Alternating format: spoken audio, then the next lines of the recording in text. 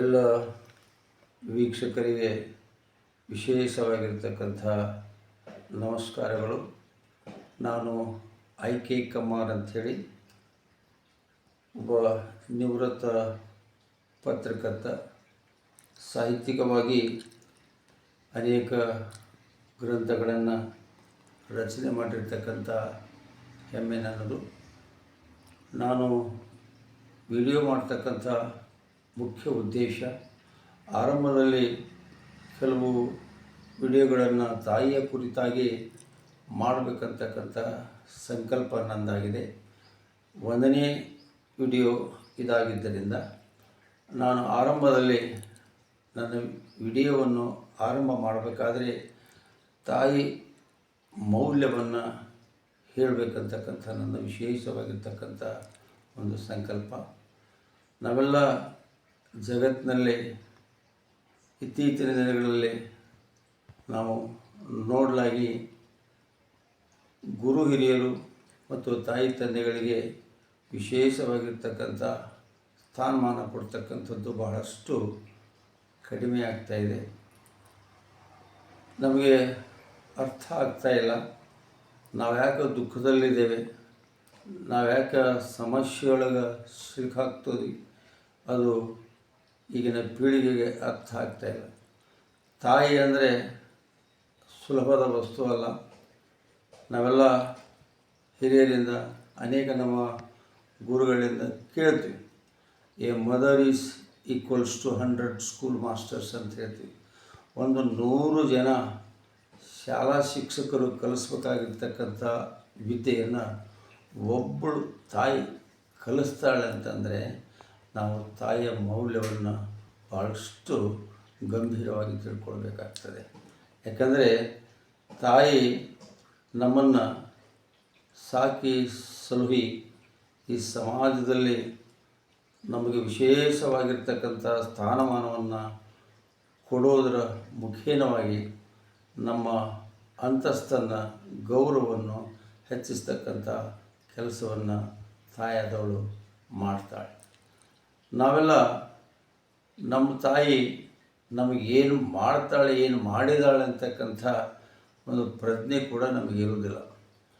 ಒಂದು ಯವನಾವಸ್ಥೆಯಲ್ಲಿರ್ತಕ್ಕಂಥ ಯುವಕರು ತಮ್ಮ ಮದುವೆ ನಂತರ ತಾವು ತಾಯಿಯ ಜೊತೆ ನಡ್ಕೊಳ್ತಕ್ಕಂಥ ಒಂದು ಸಂಬಂಧವನ್ನು ನಾವು ಗಮನಿಸಿದರೆ ಭಾಳ ದುಃಖ ಅನ್ನಿಸ್ತದೆ. ಯಾಕಂದರೆ ತಾಯಿಯಾದವಳು ನಮಗೇನಾದರೂ ಒಂದು ಗಾಯ ಆದರೆ ಗಾಯದ ಕಲೆ ಮಾತ್ರ ನಮಗಿರ್ತದೆ. ಆ ಗಾಯಕ್ಕೆ ಏನು ನೋವಿರ್ತದಲ್ಲ, ಆ ತಾಯಿ ಹೃದಯಕ್ಕೆ ಅದು ನೋವಾಗಿರ್ತದೆ. ಅಂಥ ಅರ್ಥಪೂರ್ಣವಾಗಿರ್ತಕ್ಕಂಥ ಅತ್ಯಮೂಲ್ಯವಾಗಿರ್ತಕ್ಕಂಥ ವಸ್ತು ತಾಯಿ ಅನ್ನೋದನ್ನು ನಾವು ಗಮನಿಸಬೇಕು. ಯಾಕಂದರೆ 9 ತಿಂಗಳ ನಮ್ಮನ್ನು ಉದರದಲ್ಲಿ ಇಟ್ಕೊಂಡು ನಮ್ಮನ್ನು ಹೊತ್ತು ಹೆತ್ತು ಒಂದು ಲೆವೆಲ್ಗೆ ತರಬೇಕಾದ್ರೆ ಅವರು ಪಡ್ತಕ್ಕಂಥ ಕಷ್ಟ ಎಷ್ಟು ಅನ್ನೋದನ್ನು ನಾವು ಅರ್ಥ ಮಾಡಿಕೊಳ್ಬೇಕು. ಈಗ ನಾವೆಲ್ಲ ಚಿಕ್ಕವರಿದ್ದಾಗ ಕೇಳ್ತೀವಿ, ಎಷ್ಟೋ ತಾಯಿಯಂದರು ತಮ್ಮ ಮಕ್ಕಳಿಗೆ ವಿದ್ಯಾಭ್ಯಾಸಕ್ಕೆ ಖರ್ಚಿಗೆ ದುಡ್ಡು ಇಲ್ಲ ಅಂತಕ್ಕಂಥ ಹರಿದು ತಿನ್ನುವ ಬಡತನ ಇರ್ತಕ್ಕಂಥ ಅದೆಷ್ಟೋ ತಾಯಿಯಂದರು. ಈಗ ನಾನು ಕೇಳಿದ್ದೊಂದು ಉದಾಹರಣೆ ಹೇಳಿದರೆ ನಿಜವಾಗ್ಲೂ ಬಹಳಷ್ಟು ರೋಚಕ ಕತೆ. ಒಮ್ಮೆ ಒಬ್ಬ ತನ್ನ ಮಗನಿಗೆ ಫೀಸ್ ಕಟ್ಟಲಿಕ್ಕೆ ದುಡ್ಡು ಇರಲ್ಲ. ಮಗ ಬಂದು ಅಮ್ಮ ಫೀಸ್ ಕಟ್ಟಬೇಕಂತ ತಾಯಿನೇ ಕೇಳ್ತಾನೆ, ದುಡ್ಡು ಇರಲ್ಲ. ಆದಾಗಲೂ ಕೂಡ ಮಗನ ಮುಂದೆ ತನ್ನ ಸಂಕಟವನ್ನು, ತನ್ನ ನೋವನ್ನು ತಾಯಿ ಹೇಳ್ಕೊಡೋದಿಲ್ಲ. ಆಯ್ತಪ್ಪ, ಎಷ್ಟು ಕಟ್ಟೋದು ಅಂತ ಇಷ್ಟೇ ಕೇಳ್ತಾಳೆ. ಕೇಳಿ ಅವಳು ನಾಳೆ ಕೊಡ್ತೀನಪ್ಪ ದುಡ್ಡು ಅಂತ ಹೇಳ್ತಾಳೆ. ಆ ಮಗು ಶಾಲೆಗೆ ಹೋಗೋದಕ್ಕಿಂತ ಪೂರ್ವದಲ್ಲಿ ತಾಯಿಯಾದವಳು ಬ್ಲಡ್ ಬ್ಯಾಂಕಿಗೆ ಹೋಗಿ ತನ್ನ ಮೈಲಿಯ ರಕ್ತವನ್ನು ದಾನ ಮಾಡಿ ದುಡ್ಡು ತಗೊಂಡು ಮಗುವಿನ ಫೀಸ್ ಕಟ್ಟಿರ್ತಕ್ಕಂಥ ಅದೆಷ್ಟೋ ಉದಾಹರಣೆಗಳನ್ನು ನಾವು ಈ ಪ್ರಪಂಚದಲ್ಲಿ ನೋಡ್ತೇವೆ. ಅಂದರೆ ತಾಯಿ ಮಕ್ಕಳ ಸಲುವಾಗಿ ಏನೆಲ್ಲ ತ್ಯಾಗವನ್ನು ಮಾಡ್ತಾಳೆ ಅನ್ನೋದನ್ನು ನಾವು ಭಾಳಷ್ಟು ಗಂಭೀರವಾಗಿ ಅವಲೋಕನ ಮಾಡಬೇಕಾಗ್ತದೆ. ಅಂಥ ಬೆಲೆ ಉಳ್ತಕ್ಕಂಥ ತಾಯಿ ಯಾವ ರೀತಿಯಾಗಿ ನಾವು ನೋಡ್ಕೋಬೇಕು, ಅವಳ ಸೇವೆ ಮಾಡಬೇಕು ಅನ್ನೋದನ್ನು ನಾವೆಲ್ಲ ಮರ್ತಿದ್ದೇವೆ. ಯಾಕಂದರೆ ಇದೆಲ್ಲ ರಂಗೀನ್ ದುನಿಯಾ.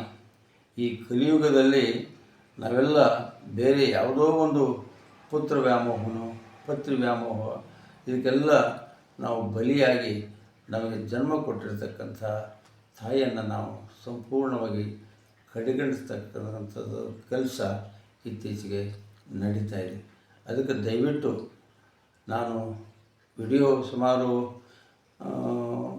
ತಾಯಿ ಕುರಿತಾಗಿ ನಾನು ಎಲ್ಲಾದರೂ ಭಾಷಣ ಮಾಡಬೇಕಾದ್ರೆ ತಾಯಿ ಬಗ್ಗೆ ಒಂದೆರಡು ಮಾತು ಹೇಳಿದ್ರೇ ನನ್ನ ಭಾಷಣ ಪೂರ್ಣ ಆಗ್ತದೆ. ಅಕಸ್ಮಾತಾಗಿ ತಾಯಿ ಬಗ್ಗೆ ನಾನು ಮಾತನಾಡಿಲ್ಲ ಅಂದರೆ ನಾನೇನೋ ಕಳ್ಕೊಂಡೆ ಅಥವಾ ನನ್ನ ಭಾಷಣ ಅಪೂರ್ಣ ಆಯಿತು ಅಂತ ನನ್ನ ಮನಸ್ಸಿಗೆ ಅನ್ನಿಸ್ತದೆ. ಅದಕ್ಕೆ ನಾವೆಲ್ಲ ತಾಯಿ ಕುರಿತಾಗಿ ತಿಳ್ಕೊಳ್ಬೇಕು. ತಾಯಿಯ ನೋವು, ಸಂಕಟ, ಯಾತನೆ ಅದನ್ನು ಬಹಳಷ್ಟು ನಾವು ತಿಳ್ಕೊಂಡ್ರೆ ನಮ್ಮ ಜೀವನದಲ್ಲಿ ನಾವು ಅದ್ಭುತವಾಗಿರ್ತಕ್ಕಂಥ ಭವಿಷ್ಯವನ್ನು ನಾವು ಕಾಣ್ಬೋದು. ತಾಯಿಯನ್ನು ಕಡೆಗಣಿಸಿ ನಾವು ಏನನ್ನಾದರೂ ಮಾಡಿದರೆ ನಾವು ಯಶಸ್ವಿ ಆಗೋದು ಬಹಳ ಕಷ್ಟ. ಮಕ್ಕಳಾದವರು ತಾಯಿಯನ್ನು ದೂರ ಇಟ್ಟು ಮುತ್ತು ರತ್ನದ ವ್ಯಾಪಾರ ಮಾಡಿದರೂ ಕೂಡ ನಿಮಗೆ ಭವಿಷ್ಯ ಇಲ್ಲ ಅನ್ನೋದನ್ನು ನಾವೆಲ್ಲ ಕಾಣ್ತೇವೆ. ಅಂತಹ ಅತ್ಯಮೂಲ್ಯವಾಗಿರ್ತಕ್ಕಂಥ ತಾಯಿಯನ್ನು ಭಾಳಷ್ಟು ಪ್ರೀತಿಯಿಂದ ಭಕ್ತಿಯಿಂದ ಲಾಲನೆ ಪಾಲನೆ ಮಾಡಬೇಕನ್ನೋದೇ ನಂದು ವಿಶೇಷವಾಗಿರ್ತಕ್ಕಂಥ ಪ್ರಾರ್ಥನೆ.